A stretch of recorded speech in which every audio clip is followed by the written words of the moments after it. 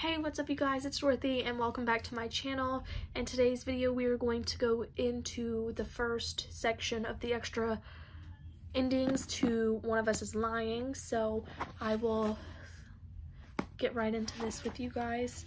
So let's get started. This video may contain sensitive topics and foul language. If you do not wish to continue, please click off of the video now. Excuse me, you guys have been warned. Epilogue. 3 months later. Browen, Friday, February 15th, 6:50 p.m. I'm sort of seeing even Neiman now. It snuck up on me. First we were together a lot, in big groups and smaller ones, and a few weeks ago he drove me home after a bunch of us hate-watched The Bachelor at Yumiko's house. When we got to my driveway, he leaned over and kissed me. It was nice. He's a good kisser. I found myself analyzing the kiss in almost clinical detail while it was happening, mentally congratulating him on a stellar technique while noting the absence of any heat or magnetic pull between us. My heart didn't pound as I kissed him back and my limbs didn't shake. It was a good kiss with a nice boy, the kind I've always wanted. Now things are almost exactly how I thought they'd be when I first imagined dating Evan. We make a solid couple. I have an automatic date for the spring break dance, which is nice, but I'm planning my post-Bayview life on a parallel track that has nothing to do with him. We're an until graduation couple at best. I applied to Yale, but not early action. I'll find out next month along with everyone else whether I got in or not. It doesn't seem like the be-all end of all of my future anymore, though. I've been interning for Eli on the weekends and I'm starting to see the appeal of staying local and keeping up with until proven. Everything's pretty fluid and I'm trying to be okay with that. I think a lot about Simon and about what the media called his aggravated entitlement. The belief he was owed something he didn't get and everyone should pay because of it. It's almost impossible to understand except by that corner of my brain that pushed me to cheat for validation I hadn't earned. I don't ever want to be that person again. The only time I see Nate is at school. He's there more than he used to be, and I guess he's doing all right. I don't know for sure, though, because we don't talk anymore at all. He wasn't kidding about going back to our separate lives. Sometimes I almost catch him looking at me, but it's probably wishful thinking. He's still on my mind constantly, and it sucks. I'd hoped starting up with Evan might curb the Nate loop in my head, but it made things worse. So I try not to think about Evan unless I'm actually with him, which means I sometimes overlook things that I shouldn't, as Evan's sort of girlfriend, like tonight. I have a piano solo with the San Diego Symphony. It's part of their high school spotlight concert series. It's something I've applied for since I was a freshman without ever getting an invitation. Last month I finally did. It's probably due to the residual notoriety, although I like to think the audition video I submitted for variations on the canon helped. I've improved a lot since fall. Are you nervous? Maeve asks as we head downstairs. She's dressed up for the concert in a burgundy velvet dress that has a Renaissance feel. Her hair is in a loose braid threaded with small jeweled pins. She recently got the part of Lady Genevieve in the Dramas Club upcoming King Arthur, and she's gone a little overboard getting into character. It suits her, though. I'm more conservative in a scooped neck jacquard dress with a subtle gray and black tonal dot pattern that nips in the waist and flares above my knees. A little, I reply, but she's only half listening. Her fingers fly across her phone, probably arranging yet another weekend rehearsal with the boy who plays Lancelot in King Arthur, who she insists is just a friend. Right. I have my own phone out, texting last-minute directions to Kate, Yumiko, and Addie. Cooper's bringing Chris, although they're having dinner with his parents first, so they might be late. With Chris's parents, that is. Cooper's dad is slowly coming around, but he's not at that stage yet. Yumiko texts, should we look for Evan? And at that point, I remember I never invited him. It's fine, though. It's not a big deal. It was in the newspaper, and I'm sure he would have mentioned if he'd seen it and wanted to come. We're at Copley Symphony Hall in front of a capacity crowd. When it's my turn to play, I walk onto a huge stage that dwarfs the piano at its center. The crowd's silent except the occasional cough, and my heels click loudly on the polished floor. I smooth my dress beneath me before taking a seat at the ebony bench. I never performed in front of this many people, but I'm not as nervous as I thought I'd be. I flex my fingers and wait for a signal from backstage. When I start, I can tell right away it's going to be the best I've ever played. Every note flows, but it's not only that. When I reach the crescendo and the soft notes that follow, I pour every ounce of emotion from the past few months into the keys beneath my fingers. I feel each note like a heartbeat, and I know the audience does too. Loud applause echoes through the room when I finish. I stand and incline my head, absorbing the crowd's approval until the stage manager beckons me and I walk into the wings. Backstage, I collect flowers my parents left for me, holding them close while I listen to the rest of the performers. Afterward, I catch up with my friends in the foyer. Kate and Yumiko give me a smaller bouquet of flowers, which I add to the ones already in my hands. Addie is pink-cheeked and smiling, wearing her new track team jacket over a black dress like the world's unlikeliest jock. Her hair's in a choppy bob that's almost exactly like her sister's except the color. She decided to go full on purple instead of back to blonde, and it suits her. That was so good, she says, gleefully pulling me into a hug. They should have let you play all the songs. To my surprise, Ashton and Eli come up from behind her. Ashton mentioned she'd be here, but I didn't think Eli would leave the office so early. I guess I should have known better. They're an official couple now, and Eli somehow manages to find time for whatever Ashton wants to do. He's wearing that moony grin he always has around her, and I doubt he heard a note I played. Not bad, Broen, he says.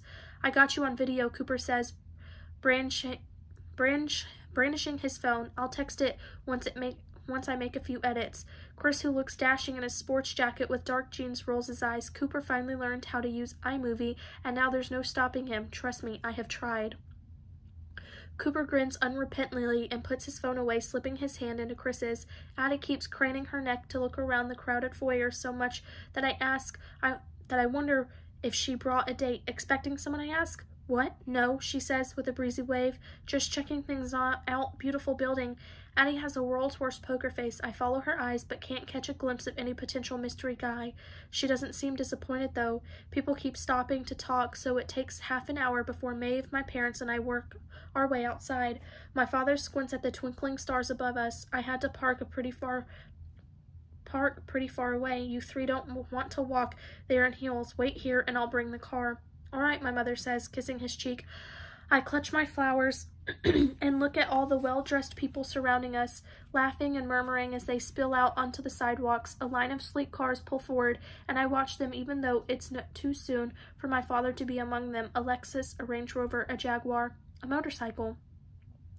My heart pounds as the bike's lights dim and the rider removes his helmet. Nate climbs off, skirting past the older couple, and advances toward me with his eyes locked on mine. I can't breathe. Maeve tugs on my mother's arm. We should go closer to the parking lot so Dad sees us. My eyes are on Nate, so I hear rather than see Mom's deep sigh, but she moves away with Maeve, and I'm alone on the sidewalk when Nate reaches me. Hey. He looks at me with those dreamy, dark, fringed eyes, and resentment surges through my veins. I don't want to see his stupid eyes, his stupid mouth, and every other part of his stupid face that's made me miserable for the past 3 months. I had one night, finally, where I got to lose myself in something besides my pathetic love life. Now he's ruined it. But I'm not going to give him the satisfaction of knowing that. Hi, Nate. I'm surprised at my calm, neutral voice. You'd never guess how desperately my heart's trying to escape my ribcage. How have you been? Okay, he says, shoving his hands into his pockets. He looks almost awkward. It's a novel stance for him. My dad's back in rehab, but they say that's positive, that he's giving it another shot. That's great. I hope it works out. I don't sound like I mean it, though, even though I do. The longer he stands there, the harder it is to act normal. How's your mom? Good, working. She moved everything from Oregon, so I guess she'll be here for a while. That's the plan anyway. He runs a hand through his hair and shoots me another half-lidded glance, the kind he used to give me right before he kissed me. I saw your solo. I was wrong. The night at your house when I first heard you, that, tonight, was the best thing I've ever heard. I squeezed the stems of my flowers so hard the thorns from the rose pricked me. Why? Why what? Why did you come? I lift my chin toward the crowd. It's not really your thing, is it? No, Nate admits. But this is a big deal for you, right? I wanted to see it. Why? I repeat. I want to ask more, but I can't. My throat closes and I'm horrified as my eyes prickle and fill. I concentrate on breathing and press my hands against the thorns, willing the mild pain to distract me. Okay, there we go. Tears receding. Disaster averted. In the seconds I've been pulling myself together, Nate stepped closer. I don't know where to look because there's no part of him that doesn't undo me. Browen, Nate rubs the back of his neck and swallows hard, and I realize he's as nervous as I am. I've been an idiot. Being arrested messed with my head. I thought you'd be better off without me in your life, so I just made that happen. I'm sorry. I dropped my eyes to his sneakers, which seemed like the safest spot. I don't trust myself to speak. The thing is, I never really had anybody, you know. I'm not saying that you'll feel bad for me just to try and explain. I didn't get how stuff like this works, that you can't pretend you don't give a crap and it's done. Nate shifts his weight from one foot to the other, which I notice since my eyes remain fastened on the ground. I've been talking to Addie about this because, he laughs a little, she won't let it go. I asked her if she thought you'd be mad if I tried to talk to you, and she said it didn't matter, that I owe you an explanation anyways. She's right, as usual. Addie the meddler, no wonder she's been bobbleheading all over the symphony hall. I clear my throat to try to dislodge the lump, but it's no good. I'll have to talk around it. You weren't just my boyfriend, Nate. You were my friend, or I thought you were. And then you stopped talking to me like we were nothing. I have to bite hard on the inside of my cheek to keep from tearing up again. I know, it was... God, I can't even explain it, Browen. You were the best thing that ever happened to me, and it freaked me out. I thought I'd ruin you, or you'd ruin me. That's how things tend to go in the Macaulay house. But you're not like that. He exhales sharply, and his voice dips lower. You're not fucked up. You're not like anybody. I've known that since we were kids, and I fucked up. I finally had my chance with you, and I fucked it all up. He waits a beat for me to say something, but I can't yet. I'm sorry, he says, shifting again. I shouldn't have come. I spring this on you out of nowhere. I didn't mean to ruin your big night. The crowd is thinning, the night air cooling. My father will be here soon. I finally look up, and it's every bit of unnerving as I thought it would be. You really hurt me, Nate. You can't just you can't just ride on your motorcycle with all this. I gesture around his face and expect everything to be okay. It's not. I know. Nate's eyes search mine, but I was hoping, what you were saying before, how we were friends, I wanted to ask you. It's probably stupid after all of this, but you know Porter Cinema on Clenderin, the one that plays older stuff? They've got this second Divergent movie there. I was wondering if you wanted to go sometime. Long pause. My thoughts are a tangled mess, but I'm sure of one thing.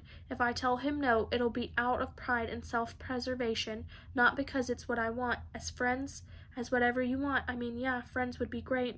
You hate those movies, I reminded him. I really do. He sounds regretful, and I almost crack a smile. I like you more, though. I miss you like crazy. I furrow my brow at him, and he quickly adds, as a friend. We stare at each other for a few seconds until his jaw twitches. Okay, since I'm being honest here, more than a friend, but I get that that's not where your head is. I'd still like to take you to a shitty movie and hang out with you for a couple of hours if you'll let me. My cheeks burn and the corners of my mouth keep trying to turn upward. My face is a fickle traitor. Nate sees it and brightens but when I don't say anything, he pulls at the neck of his t-shirt and drops his head like I've already turned him down. Well, just think about it, okay? I take a deep breath. Being dumped by Nate was heartbreaking, and the idea of opening myself up to that kind of hurt again is scary, but I put myself on the line for him once when I told him how I felt about him, and again when I helped him get out of jail. He's worth at least a third time. If you'll admit that Insurgent is a cinematic tour, de force, and you're dying to see it, I'll consider your proposal. Nate snaps his head up and gives me a smile like the sun coming out. Insurgent is a cinematic tour de force, and I'm dying to see it. Happiness starts bubbling through me, making it hard to keep a straight face. I manage through because I'm not going to make things that easy on him. Nate can sit through the entire series before we leave the friend zone.